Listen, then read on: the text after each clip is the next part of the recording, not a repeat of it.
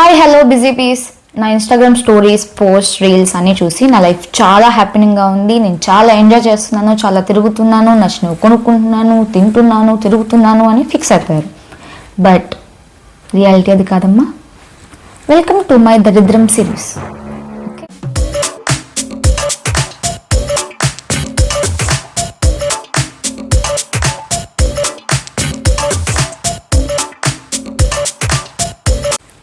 నా దరిద్రాన్ని నేను ఒక 3 విధాలుగా లైక్ 3 స్టేజెస్గా డివైడ్ చేస్తా.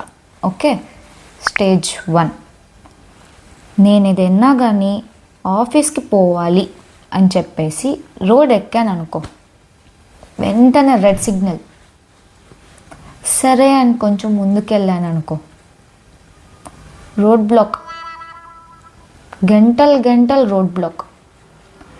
సరే చలిగా ఉంది కదా, వింటర్ సీజన్ అనుకొని స్వెటర్ వేసుకున్నాను అనుకో, వెంటనే ఎండ కొట్టేస్తుంది.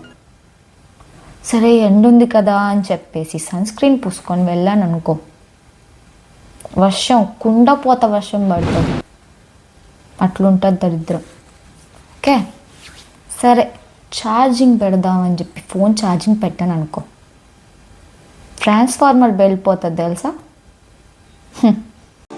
అదృష్టం వచ్చి సెకండ్ ఇచ్చే లోపల దరిద్రం వచ్చి మీకు లిప్ కిస్ పెట్టేసి వెళ్ళిపోయింది సార్. ఇది ఒక రకమైతే లెవెల్ పెంచుదాం. ద సెకండ్ స్టేజ్, నా ఆన్లైన్ షాపింగ్.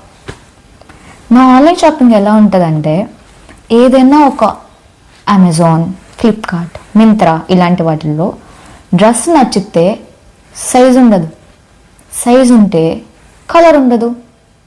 సరే కలర్ ఉంది, సైజు ఉంది అనుకుంటే వితిన్ సెకండ్స్లో డ్రెస్ అవుట్ ఆఫ్ స్టాక్ అయిపోతుంది. నా అదృష్టం బాగుండి ఆ డ్రెస్ కూడా నచ్చి అన్నీ సెట్ అయ్యి ఆర్డర్ పెట్టాను అనుకో, కన్ఫామ్గా ఆర్డర్ డెలివరీ అవ్వడానికి డిలే అయిపోతుంది. అట్లుంటుంది మన దరిద్రం.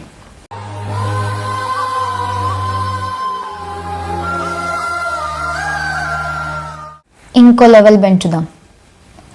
నేను ఉండే చిల్లతో ఎలాగో కోటలు కట్టలేనులే అనుకొని ఏదో ఉన్న చిల్లని సేవ్ చేద్దాం అనుకున్నాను అనుకో, మన బ్యాంకోడు ఆ ఛార్జెస్ ఈ ఛార్జెస్ అని చెప్పి ఉన్నది కూడా మీకు తెలిసిందే.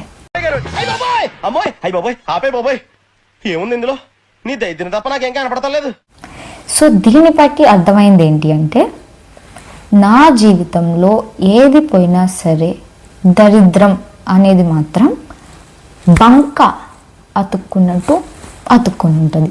సో మీ బ్యాచ్లో కూడా ఇలా దరిద్ర దేవతలకి దగ్గర బంధువులు ఎవరైతే ఉంటారో వాళ్ళకి ఈ వీడియోని షేర్ చేయండి.